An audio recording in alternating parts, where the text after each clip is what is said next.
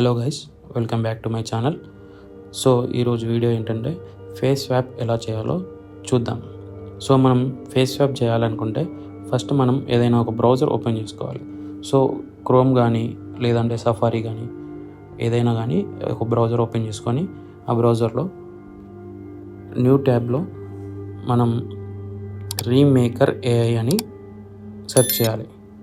So మనకి ఇక్కడ పైన కనిపించే సైట్లో వెళ్తే సో మనకి ఇక్కడ కనిపిస్తుంది ఫేస్ స్వాప్ అని ఇక్కడ కనిపిస్తుంది.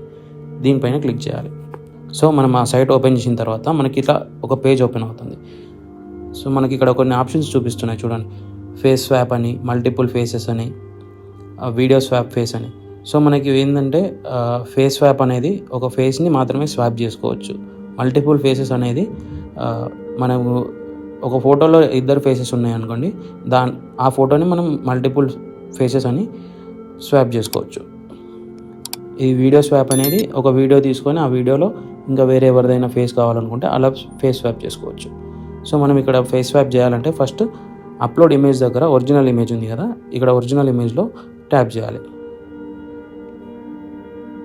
సో మన దగ్గర ఈ ఇమేజ్ని స్వాప్ చేద్దాం అనుకుంటున్నాం. సో ఇక్కడ నుంచి కిందికి వచ్చిన తర్వాత అప్లోడ్ టార్గెట్ ఫేస్ ఉంది. అప్లోడ్ టార్గెట్ ఫేస్ అంటే మనం ఎవరిదైతే ఫేస్ యాడ్ చేయాలనుకుంటున్నామో వారిది మనం అప్లోడ్ చేయాలి. సో నేను ఇక్కడ రామ్ చరణ్ ఫేస్ అప్లోడ్ చేద్దాం అనుకుంటున్నాను. ఇక్కడ రామ్ చరణ్ ఫేస్ అప్లోడ్ చేశాను. సో కిందికి అనగానే ఇక్కడ మనకి స్వాప్ అని కనిపిస్తుంది కదా, దీనిపైన క్లిక్ చేయాలి. సో ఇది కొంచెం టైం తీసుకుంటుంది, 2 minutes అట్లా. ఆ తర్వాత జనరేట్ అయిపోతుంది.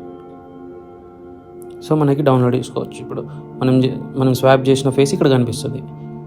దీనిపైన డౌన్లోడ్ క్లిక్ చేయగానే డౌన్లోడ్ అయిపోతుంది.